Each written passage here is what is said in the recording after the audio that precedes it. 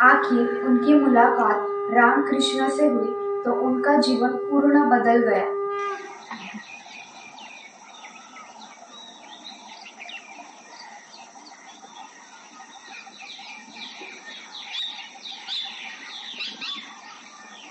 अरे नरेन, अरे जगदीश काका, आप पाए लागू। क्या हुआ, कॉलेज नहीं गए आज? जी नहीं, आज मेरी तबीयत थोड़ी ठीक नहीं है। क्या हुआ, वैद्य को दिखाया?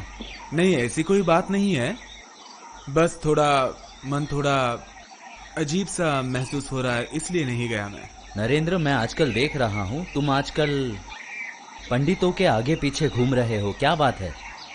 नहीं काका, ऐसी कोई बात नहीं है, मैं पढ़ाई में भी ध्यान दे ही रहा हूँ। नरेंद्र, मैं तुम्हें देख रहा हूँ, आजकल मंदिरों में तुम पंडितों के आगे पीछे घूम रहे हो। इससे पहले तिवारी काका के पीछे घूम रहे थे, क्या बात है? इस वक्त तुम्हें अपनी पढ़ाई पर ज्यादा ध्यान देना चाहिए और घर की परिस्थिति का ख्याल रखना चाहिए। तुम अब बड़े हो गए हो और तुम्हारी जिम्मेदारी अभी बढ़ गई है। तुम्हें तुम्हारे पिताजी पर ज्यादा जोर ना पड़े, इसलिए तुम्हें सोचना चाहिए और उसके मुताबिक चलना चाहिए। मैं समझता हूँ काका। अगर समझते हो तो इन सब बातों को छोड़ो और जो मैं बोलता हूँ उन चीजों पे ध्यान दो।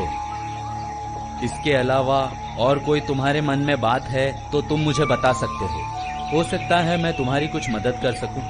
काका, मैं अपने मन में उठे कुछ प्रश्नों के बारे में बड़ा विचलित रहता हूँ। क्या आप उन प्रश्नों के उत्तर दे पाएंगे? मुझे शक था तुम कुछ बातों में उलझे हुए हो, मगर मैं इन बातों में तुम्हारी कोई मदद नहीं कर सकता। मैं तुम्हें किसी से मिलाता हूँ, चलो मेरे साथ, हो सकता है वो तुम्हारी कुछ मदद करे। काका, क्या मैं पूछ सकता हूँ कि हम किन से मिलने जा रहे हैं? हम केशव चंद्र जी से मिलने जा रहे हैं, जो बहुत बड़ा फिलोसोफर है। ये केशव चंद्र सेन जो हैं, इनका कोई और परिचय? बेटा, तुमने राजा राम मोहन रॉय का नाम सुना है? कौन? वही ना जिन्होंने सती प्रथा बंद करवाई है? हाँ, वही, जिन्होंने सती प्रथा बंद की थी और ब्रह्म समाज की प्रतिष्ठा की थी। हाँ। केशव जी, मैं आपका थोड़ा समय लूंगा। मैं इस बच्चे को आपसे मिलाने लाया हूँ। अच्छा, ये मेरे लिए सौभाग्य की बात है। पर ये नौजवान है कौन? आपने विश्वनाथ दत्त का नाम तो सुना ही होगा। सुना है। मतलब वो हाई कोर्ट के वकील? ये उन्हीं का सुपुत्र नरेंद्र नाथ है। ओह, वैसे तो ये कॉलेज में पढ़ता है, लेकिन इसकी रुचि किसी और बात में है। इसका निराकरण करने के लिए मैं आपके पास इसे लाया हूँ। हाँ हाँ, क्यों नहीं, आओ बैठ के बात करते हैं। बैठो। केशव जी, मैं जानता हूँ आप बहुत व्यस्त हैं, मगर मैं इस बच्चे को आपके पास इसलिए लाया हूँ कि आप ही इसका कुछ भला कर सके। जगदीश जी, आप इतना संकोच क्यों कर रहे हो? मैं कुछ दिनों से देख रहा हूँ ये नरेंद्र कॉलेज की पढ़ाई से ज्यादा वेद, धर्म और हमारी पुरानी संस्कृति पे ज्यादा तवज्जो दे रहा है, जो हम सबके लिए एक चिंता का विषय बन गया है। आप समझ सकते हैं केशव जी, इस उम्र में इस बच्चे को अंग्रेजी किताबों पे ध्यान देना चाहिए, नौकरी पे ध्यान देना चाहिए। राजा राम मोहन रॉय के बाद ब्रह्मा समाज के आप ही प्रमुख हैं और मैं चाहता हूं आपकी विचारधारा से इस बच्चे को थोड़ा प्रभावित करें। मुझे पता है मेरे मित्र विश्वनाथ दत्त के घर की आर्थिक परिस्थिति ठीक नहीं है। हम नहीं चाहते हैं कि ऐसी परिस्थिति में उनके घर के बच्चे धार्मिक बातों में उलझे। हाँ हाँ, सब ठीक है। क्यों नरेंद्र, मैं जो कुछ सुन रहा हूँ क्या वो सच है? आपको अंग्रेजी संस्कृति से ज्यादा हमारी पुरानी संस्कृति ज्यादा अच्छी लगती है, हैं? नरेंद्र, आपने कॉलेज में शेक्सपियर तो पढ़ा होगा ना? आपको लगता है अंग्रेजी साहित्य को छोड़कर और कोई साहित्य हो सकता है? अंग्रेजी जुबान में लेटर कितने होते हैं? 26। हाँ, 26। और हमारी संस्कृत के कितने अक्षर होते हैं? यही कोई 40। हाँ, 40। ठीक है, 40। इससे क्या मतलब होता है? क्या कहना चाहते हैं आप? मैं बताता हूं। फिर ज्यादा समृद्धिशाली भाषा कौन सी हुई, संस्कृत या इंग्लिश? अरे, ऐसा तो हमने सोचा ही नहीं था। काका, हमारी संस्कृत में ममता जो शब्द है, इसका अंग्रेजी में क्या शब्द है? अफेक्शन। हाँ, वैसे ही कुछ होगा। काका, मैंने आपसे अफेक्शन का मतलब पूछा था। आप ऑक्सफोर्ड डिक्शनरी में अगर अफेक्शन का मतलब देखेंगे तो उसका मतलब निकलता है विश्वासु। मैंने तो आपसे ममता का शब्द पूछा था। जिस भाषा में ममता का शब्द ही नहीं है, उसे आप क्या कहेंगे? तो आप हमें एक ऐसी भाषा से और परिचय कराना चाहते हैं जो हमारी अपनी भाषा, हमारी अपनी संस्कृति से बहुत कमजोर है। बेटा, तुम समझने की कोशिश करो। आज अंग्रेजी भाषा और अंग्रेजी संस्कृति को सारी दुनिया ने मान लिया है। बेटा, तुम अंग्रेजी में जितना ज्यादा पढ़ोगे उतना तुम ज्ञानी कहलाओगे। तुम्हें नौकरी अच्छी मिलेगी। अंग्रेजी भाषा को आज सारी दुनिया ने मान लिया है। उसके बिना तो और कोई रास्ता नहीं है। जबकि आपको पता है ये सच नहीं है। और जगदीश काका, अगर अंग्रेज इतने ही ज्यादा समृद्ध हैं, तो अपने देश को छोड़कर यहाँ आए ही क्यों? अपने ही देश में, अपनी ही समृद्धि में जी लेते। सच तो यह है कि इनके देश में समृद्धि है ही नहीं, और इसीलिए ये अपने देश को छोड़कर हमारे देशों में आते हैं ताकि हमारे देश की नैसर्गिक संपदा और प्रभावशाली ज्ञान को हासिल कर सके और समय समय पर इसे लूटकर दुनिया भर में अपने नाम से उसे विकसित कर सके। मैं जो बोल रहा हूं वो सुनने में आपको अच्छा नहीं लग रहा होगा, लेकिन यही सत्य है।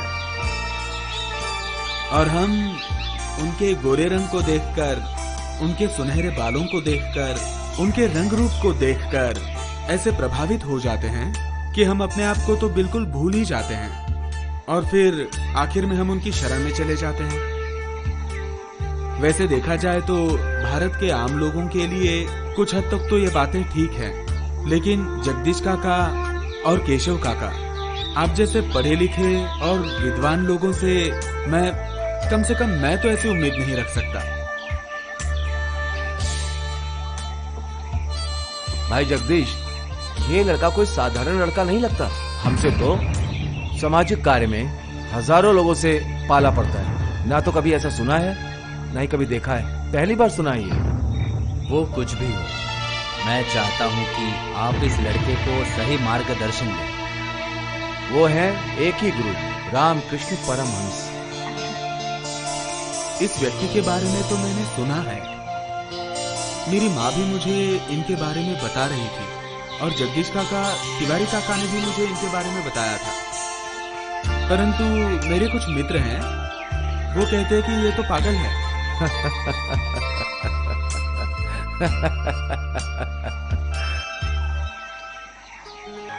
नरेंद्र, उस महफिल में सबसे पहले तुम्हारा गाना रखूंगा। तुम तैयार होकर के आना।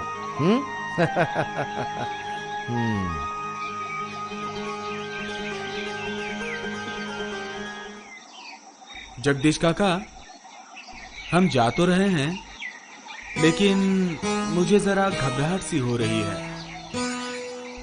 अरे, उन्होंने हमें निमंत्रण दिया है और जब तुम गाना जानते हो, तुम्हें संगीत की मालूमात है, तो गाने में क्या हर्ज है?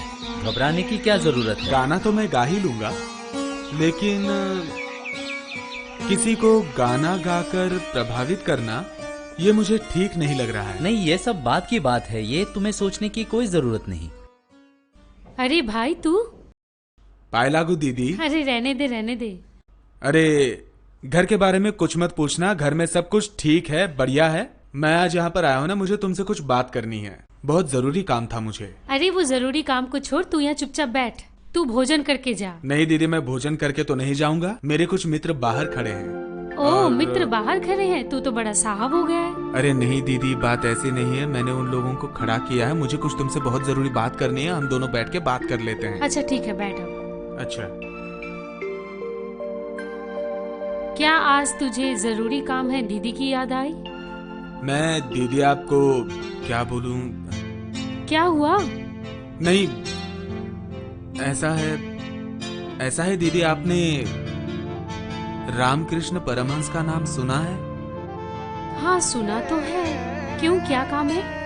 आप मुझे उनके बारे में कुछ बता सकती हैं? असल में मुझे उनसे मिलना है। उनसे मिलकर क्या करेगा तू? वो तो एक ब्राह्मण पुजारी है। मैं आपको बताऊं क्या, मेरे कई सारे प्रश्न हैं और मैंने कई जगह उन प्रश्नों के उत्तर खोजने की कोशिश की, लेकिन कोई मुझे उत्तर दे नहीं पाया। हर किसी ने मुझे यही कहा है कि रामकृष्ण से मुलाकात कर लो, वो तुम्हारे सारे प्रश्नों के उत्तर दे देंगे। फिर परसों माँ ने भी मुझे कहा है कि एक बार तू रामकृष्ण जी से मिल ले। देख भाई, हम लोग तो रात दिन घर पे ही रहते हैं। हम लोग तो कभी बाहर नहीं जाते। जब से मेरी शादी हुई है, पति की सेवा करना, सास ससुर को संभालना, बच्चे के पास रहना, तो मैं जितना भी मुझे पता है वो मैं तुझे बता सकती हूँ। रामकृष्ण के बारे में, उनके बारे में मैंने जो कुछ भी सुना है वो तेरे जीजाजी से सुना है।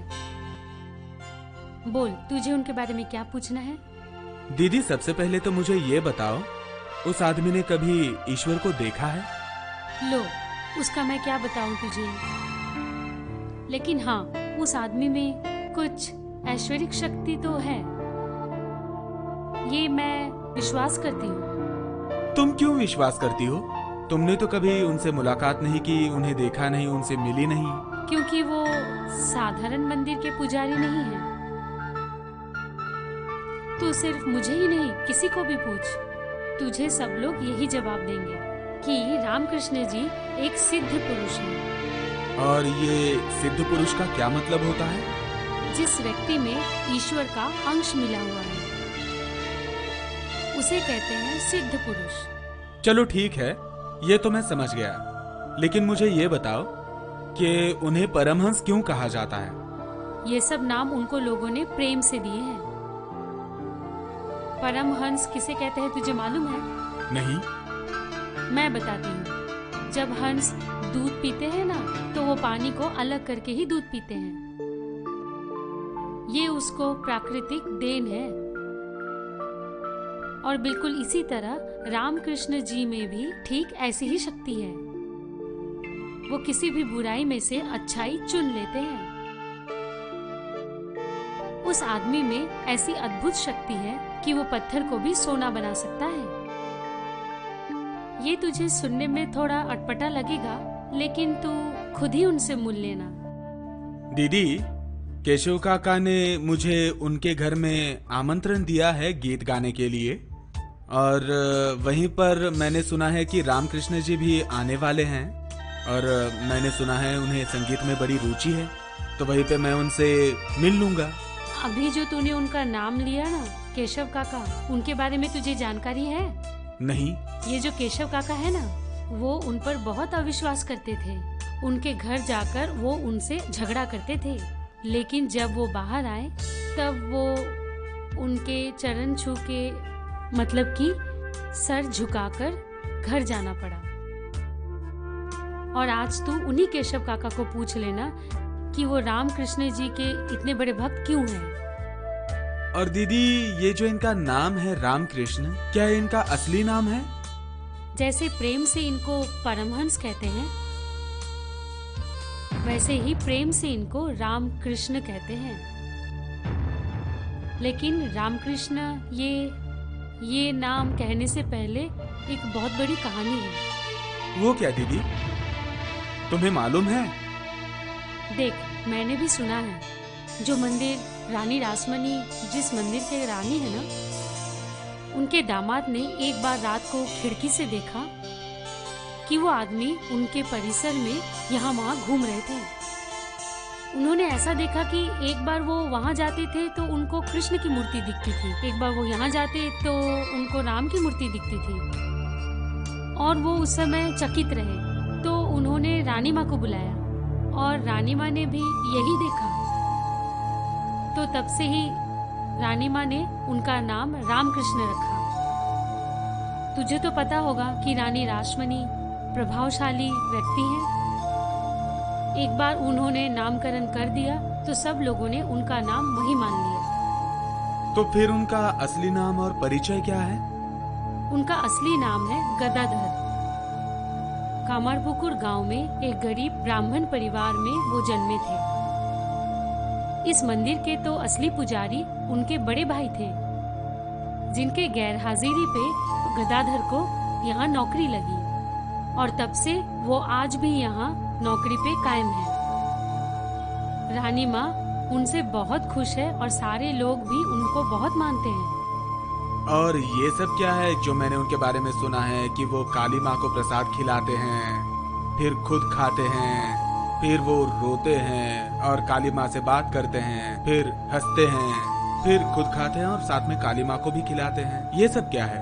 अरे बाबा, जब तू वहाँ जाएगा, उनसे मिलेगा तो ये सब उनसे पूछ लेना। अभी मैं तेरे भोजन की व्यवस्था करने जा रही अरे हूँ। नहीं दीदी, बैठो। एक और बात।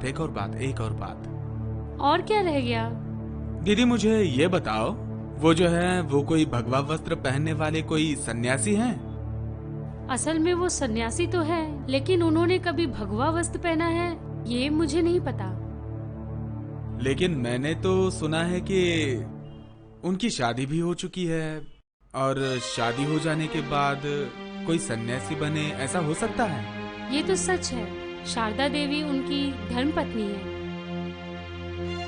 उनके अंदर भी ईश्वर का अंश मिला हुआ है,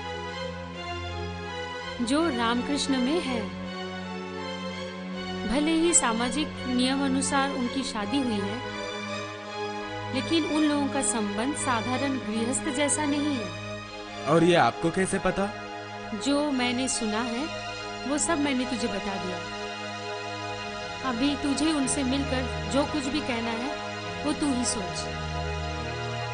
तेरे बड़े दीदी होने के नाते मैं कहती हूँ कि वो आदमी बुरा नहीं हो सकता। पता नहीं, तुम लोगों को तो हर किसी पे विश्वास आ जाता है, लेकिन मैं जब उनसे मिलूंगा ना और मेरे साथ उन्होंने कुछ टेढ़ी मेढ़ी बात की ना, तो मैं भी उन्हें छोड़ूंगा नहीं। और वैसे भी एक पत्थर की मूर्ति को ईश्वर समझना, उसकी पूजा करना और उसकी पूजा करके उसको बुलाना, इन सब बातों पर तुम लोग विश्वास कर सकते हो, मुझे विश्वास नहीं होता। तुम सब ने कहा, माँ ने कहा, तो यही सब सबके कहने पे मुझे इच्छा तो है उनसे मिलने की, लेकिन ठीक है, देखते हैं, मिलते हैं।